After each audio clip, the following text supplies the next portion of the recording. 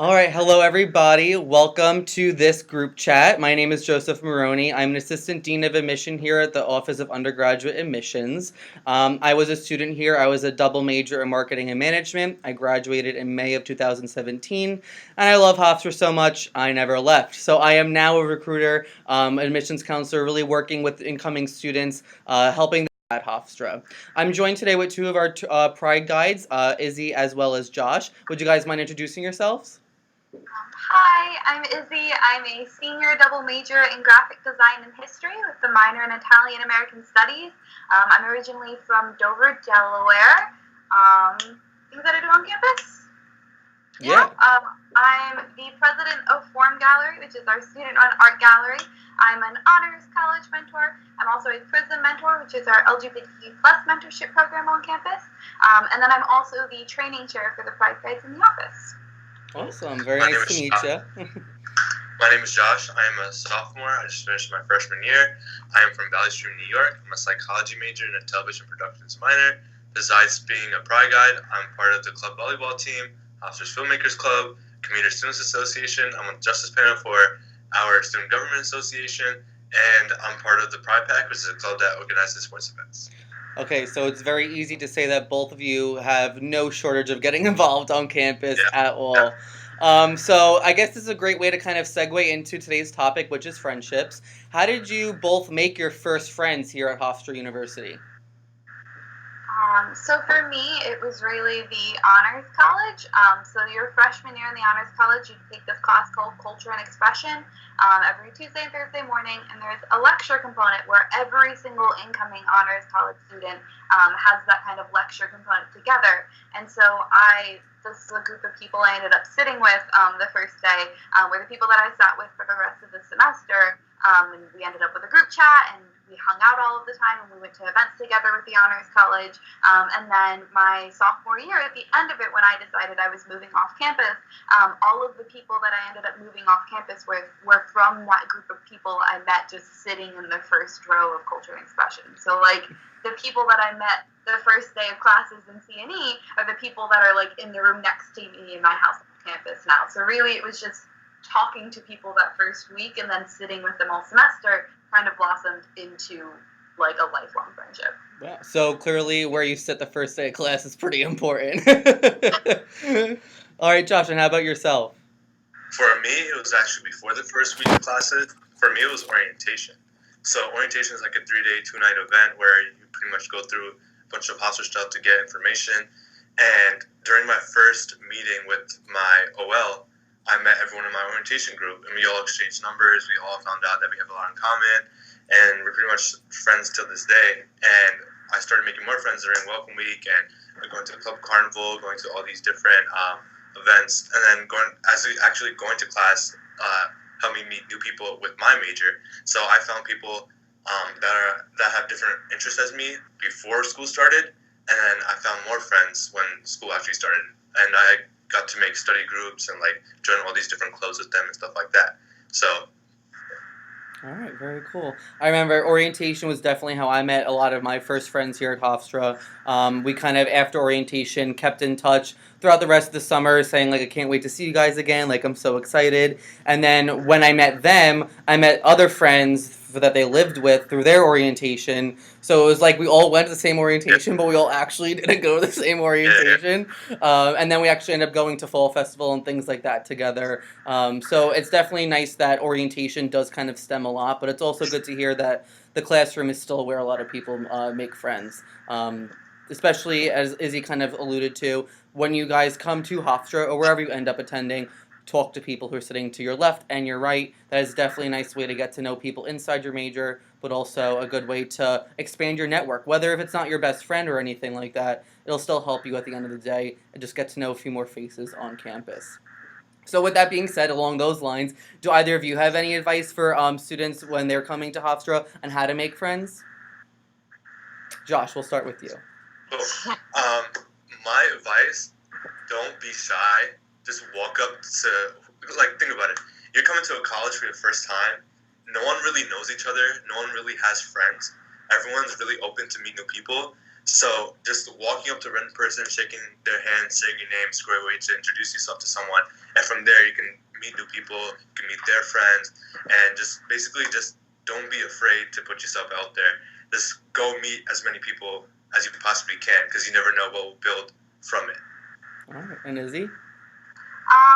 Yeah, really getting involved is kind of the first big push, especially in clubs that aren't necessarily based around your major.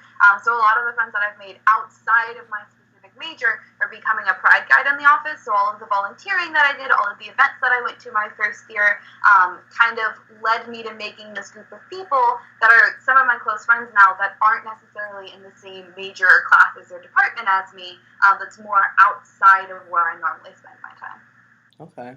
Yeah, I remember at the club carnival. So during Welcome Week, which is the first week of like move in and everything for students, there's a club carnival, and a few of the friends that I met at orientation, we all literally joined the same clubs together. I signed up for I think maybe 20 clubs trying to get involved, and kind of like you were saying earlier, Josh, it was a nice way to get make friendships with people that were very much like me or had a lot of things in common, but also it's a great way to meet people who are literally from other countries, the other side of the country, or like an anthropology major. I was business, so I didn't really have much exposure to anthropology majors, so it's a nice way to go ahead and get involved, but also it's a good way to give back to the community and meet people that way. So getting involved is definitely a good way to make friends. I also remember just in my residence hall, I would leave my door open, and as people were walking by, I was like, "Oh, hi! Like, by the way, I'm Joseph. Like, it's nice to meet you. If you ever want to hang out and the door's open, like, feel free to like come and hang out with me, whether I'm watching TV or doing homework." So for any students who end up living on campus, that's definitely a suggestion I would make. Is if you are in your residence hall and your roommate's okay with it, if you have a roommate, leave your door open when either of you are in there, because it's definitely a nice way to make that community feel a lot stronger. Um, on the topic of advice, do either of you have any advice for maintaining your friendships back home from this, the years of going through maybe elementary, middle school, and high school with people who've kind of grown up your whole life? How do you maintain those friendships if you are going to different schools, even in different states? So kind of we'll go along with you, Izzy, since you are from out of state. So the number one tip is social media is a great thing. It's a great thing of the future right now. Is that you kind of make group chats with your friends, hang out with them, even if you can't in person because obviously they're several hundred miles away. But still kind of keeping that contact, keeping in touch with them, knowing what's going on in their lives. But also just understanding that your high school friendships are going to be different than your college friendships. And that doesn't mean that they're not as good or that one's better than the other, but there's a different kind of balance to them. Because your high school friends were a lot of the time made out of proximity, and so they're going to shift a little bit because you're not seeing them every day. But it doesn't mean that they're any less important than your college friendships. They're just a little bit different. All right, so social media definitely is a nice tool to utilize. How about yourself, Josh? I would say if you're a good time manager, finding time to physically hang out with your friends. Like, for example, myself, I invite my friends to campus, like, all the time. We go to sports events, we go to charity events, we go to, like, social events. Our favorite memory that we, like, had here at Hofstra was Fall Fest. I invited, like, all my friends from high school to Fall Fest. We watched Joe Jonas and DNCE perform, and actually they just announced Flo Rida is performing at Fall Fest this year. So, all my friends are coming. We're going to have a great time. And Fall Fest was a really great memory. The basketball games, getting the shirts getting thrown into the crowd, fighting for the shirts, that was fun. Just pretty much just hanging out physically. We always like to talk about what's going on at our school. It's just finding time to physically hang out with them and actually go to different events is a great way to maintain those friendships. Yeah, I have some friends because I grew up on Long Island for middle school and for a little bit, and I remember I would invite them to meet my college friends that I made at Hofstra. That way, although they're technically two different friend groups, if I had the ability to bring them together to kind of create it into one, that was always something that I aimed to do. That way I could kind of kill two birds with one stone, hang out with my college friends and my high school friends at once. But also, visiting them at their universities is always nice as well. One, it showed me that Hofstra definitely has killer food compared to other universities. But two, it was kind of nice to meet them on their grounds as well. well, so they're more likely to come visit me when I'm at Hofstra, whether it be for fall festival or senior year or something like that. I also remember using GroupMe or group chats a lot as well. It doesn't always have to be something like social media specific. Text messaging is always nice. It's a good way to kind of keep in touch with each other, especially if not everybody in the group is as active. The more people who are in there, it definitely kind of helps keep those connections.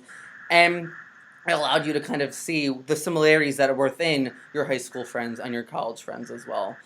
So group messages are also a suggestion that I would make because that definitely helped me and my Florida friends stay in touch, even though I was in New York. All right, so thank you guys so much for joining us with our friendship group chat. It was very nice to learn about your friendships. Good to know that the methods that I used when I was a student here are still into effect. But like you said, Izzy, we are in a whole new day and age, so there's a lot of other things to make new friends and keep those friendships strong. All right, thank you guys again. If you are ever looking for more information, always visit us on social media at HofstraU, as well as you can use our hashtags HofViews and CHofstra. We look forward to welcoming you on campus in the future.